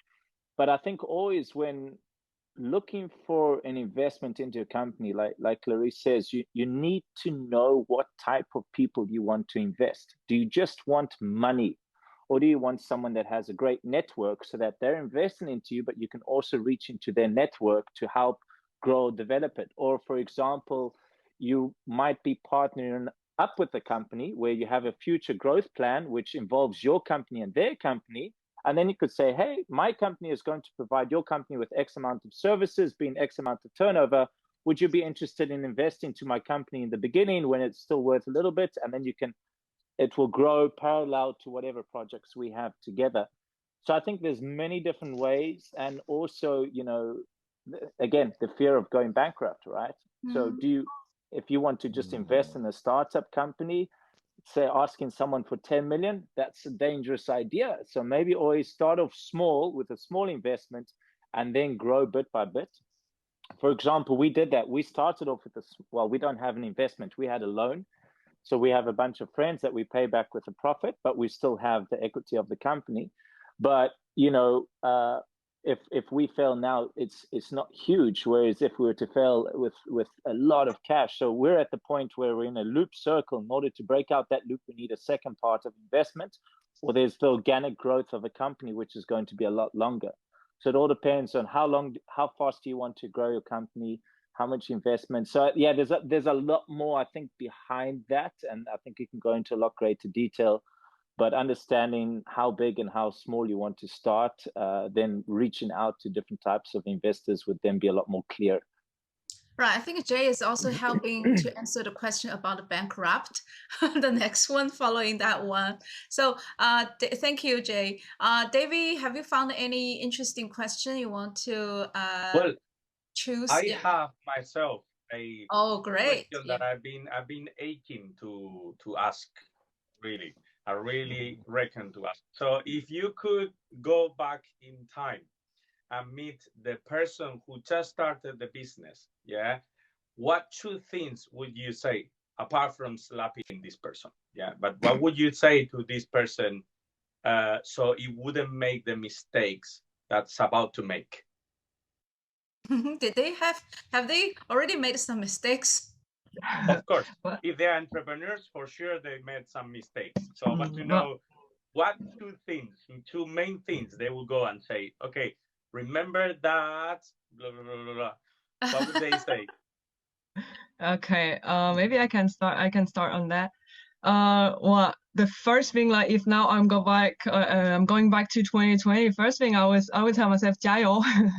But second thing is that I will say I think I won't change anything. Let me explain why. Is it because I didn't do any mistakes? no, I did a few mistakes, but I think thanks to that mistakes, I learned a lot. So I won't say like, oh, don't do that, you will do a mistake and then you will be sad. Of course, I was sad when I did mistakes, but actually then I learned that, oh, I did that mistake because maybe I wasn't prepared enough for that, or maybe because I was working with some partners that actually we were not like fitting well. So then I learned, I changed, and I was like better, and the company was better after. Maybe because also like I was quite young. That was my first like experience by myself. So yeah, I think mistakes are in personal life or in like business like life is the most important things you need to go through. I would recommend, I mean, you should be worried if you don't make mistakes. Then you're doing something wrong. It's because Very true. mistakes are part of life. It's really, you should embrace them and learn from them. Mistakes are actually the best learning opportunities. And I think one thing I would add is really, I also completely agree, going back to my younger self, which I would probably have to go a bit further than most of you back, but it's still, you know, no regrets. It's really, it's, of course, I might do a few things differently, but I think the end result would still be what I did. So it's, I think the biggest advice which I would give to my younger self is really don't worry. Whatever happens, you'll be fine. It's, you know, just trust yourself and trust the process. It's there's always a way. If something happens, there's always something you can do differently. So it's not the end of the world. You know, embrace that.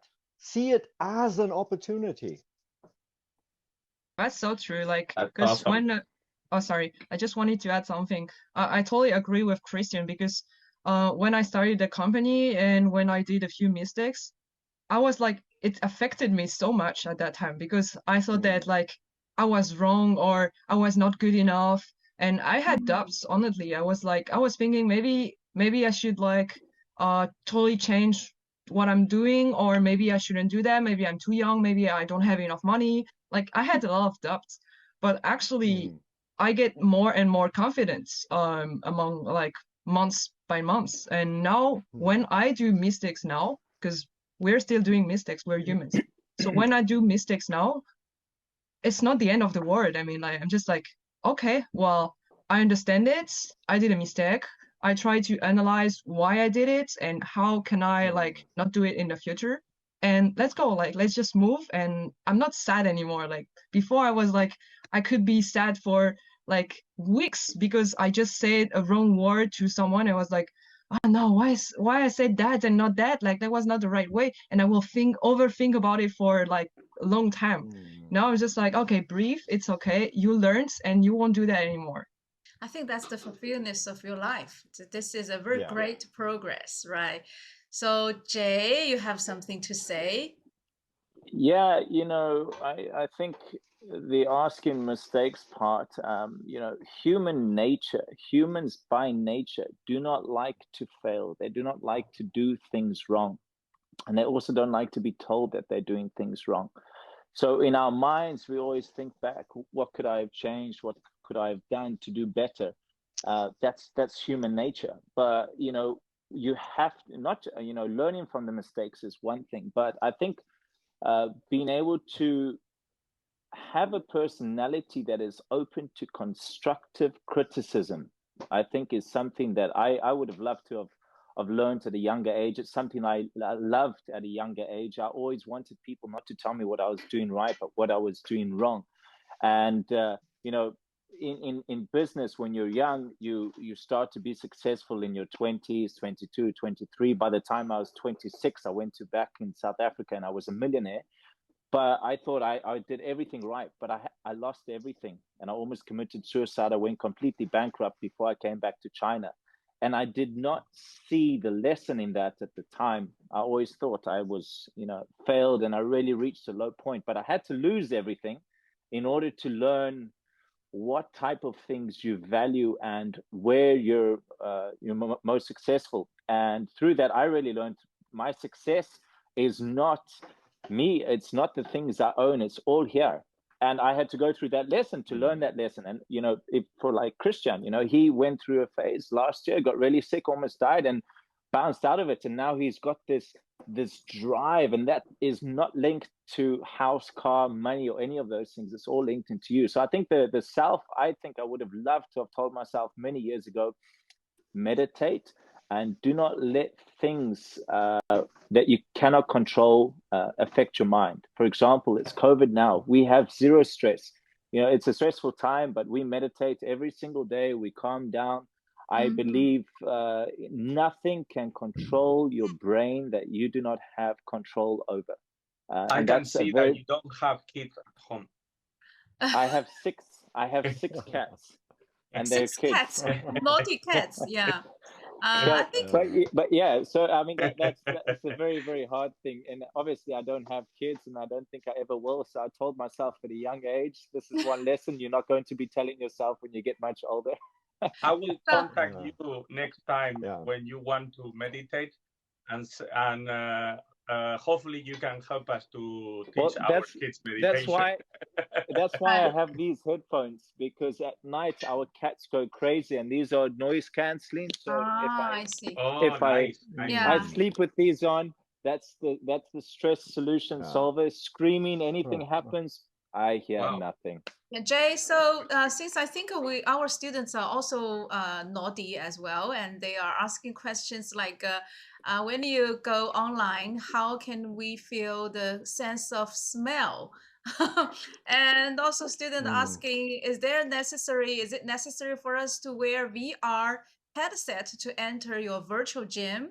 I think to summarize questions like that, maybe it can be the last question for today. Time is really limited. I think we are also faced to the challenge of high-tech, the technology development, including internet, and also including like the concept of metaverse. Since we are in culture and the creative industry, so are we ready for the new technology, and are we really ready for kind of a metaverse, and what kind of impact you feel upon your entrepreneurial practice? Can that be the last question for us? Can we just look at the future? Because in the future, probably technology will be a big impact, huge impact upon us. So yeah, Christine, I think I know you are a futuristic thinking. And then still we, for the last question, can we also steal from Lola, Jay, and Christine, okay? So Lola, have you ever thought about a metaverse tour, right? Oh, wow. So, well, even if I'm the youngest, the youngest speaker here, I'm probably not really into metaverse stuff. Because as mentioned before, the main core of my business is like going outside with our customers, having walks, understanding the city, and I would say that contacts, but like physical contacts, is very important for my job.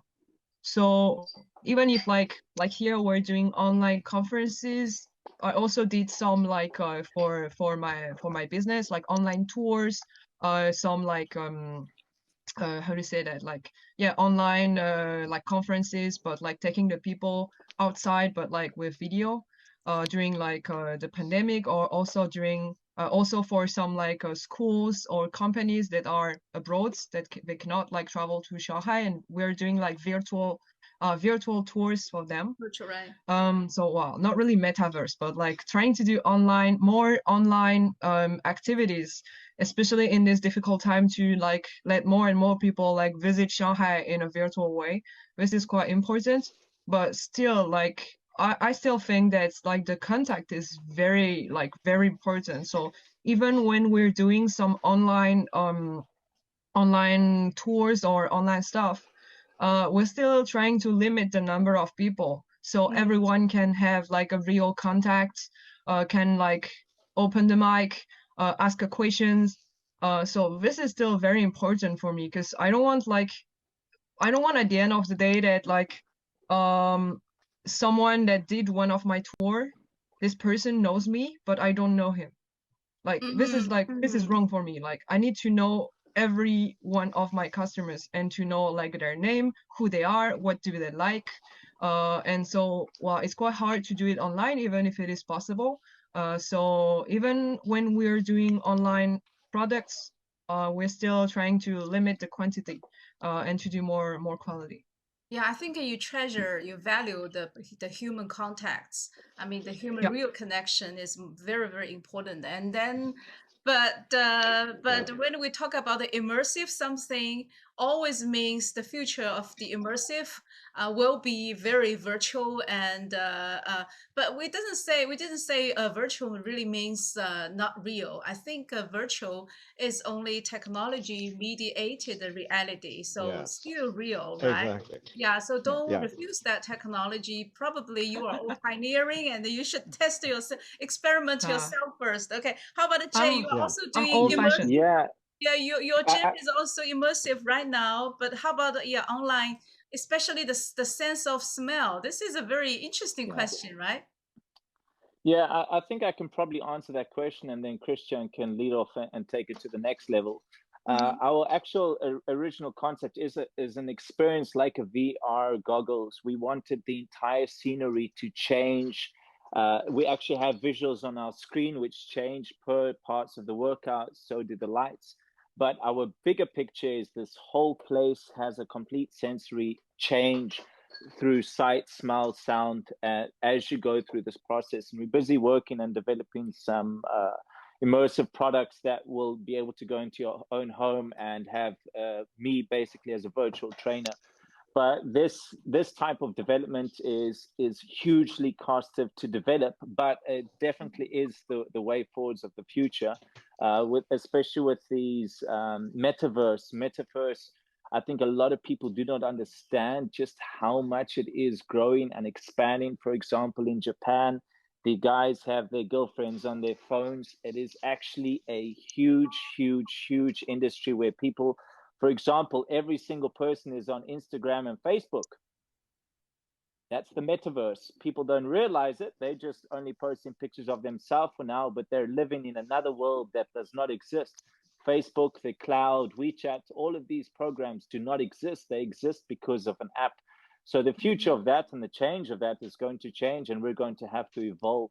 So at the moment, our gym is a user. You feel it when you're in there, but our programs through our app are not the same. It's just a customized training program to the user's needs, a diet program, wellness program, self-development and wellness coaching. We use the app through the different tools, customizing that. So you won't have the same experience on an app as you will inside of the gym. But in a future phase, when you have VR goggles and the right technology and everything built up, you should be able to feel the same way.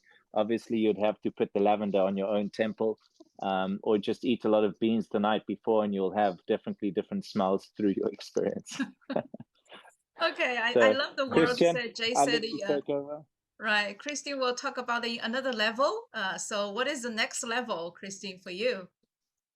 Well, I mean, maybe the answer might be a bit disappointing because on the one hand, yes, I have my QR code tattooed, I have the chip implants, I'm already transhuman, half robot, and we are going into the metaverse already with our community. But on the other hand, I'm quite skeptical. I think we have to demystify this metaverse thing. And also, I'm quite critical to that as well, because I really believe that the more the world digitalizes, the more we crave for real human connections. I think we have to ask ourselves, why are we doing that and for whom? So, and not just, let's not do things because we can. And this is why I think it's so important to think about why do we want to use the digital space? What can we offer better in that space that we lack in the physical space? But how do we bring that together? How do we balance that out? And sometimes the answer is to not go digital, to go offline, to really connect to people. And I mean, it's a huge opportunity, and I think everybody should explore how can I expand my business into the digital space? How can I use the virtual space to work and collaborate with people all over the world, which is a fantastic opportunity for learning, for education, for medical, for whatever. But in the end, we are humans and we need this human connection and interaction.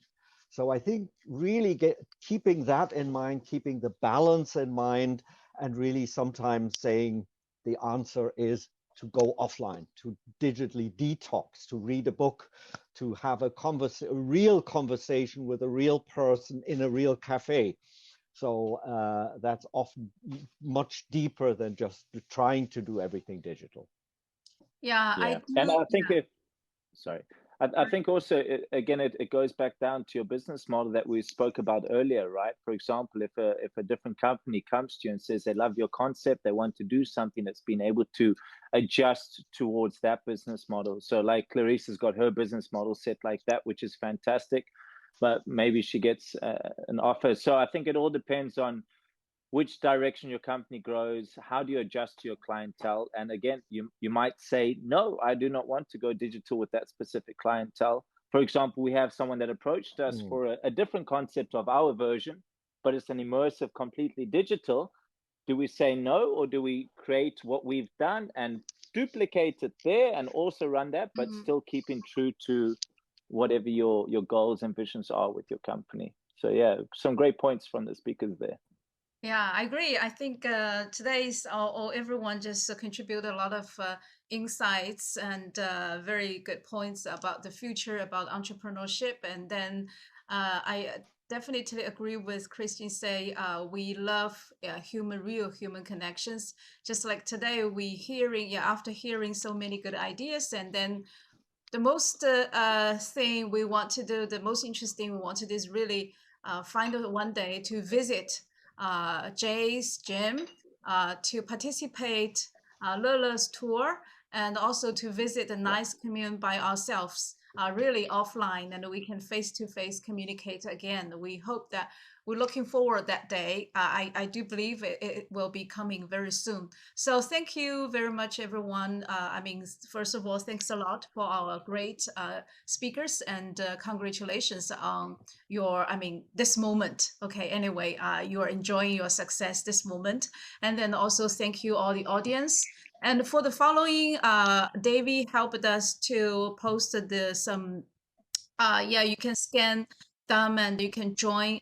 First of all, you can watch our YouTube channel about the stories of expat entrepreneurs, and also you can subscribe our WeChat account, and then also join our official MEE WeChat group. So yeah, you just very welcome to join our following next events, and then also still keep talking about the great topic, how to be a great entrepreneur, especially in the great city of Shanghai. So thank you very much again. Thank you all, and still again, hope you stay happy and safe. Right? Okay. Thank you. So let's meet another time physically. Thank you. Offline. Thank you. Thank you. Thanks a lot. Great. Thanks so much, guys. Thanks a lot. Ciao. See you. Bye. Thank you. Ciao. Yeah. Thank you. So Thank you. our students, we also say thanks to our guests, and then we will leave the conference room, the meeting room. So yeah, thank you. Thank you. And Thanks see for you next time. joining. Yeah. See you. See you.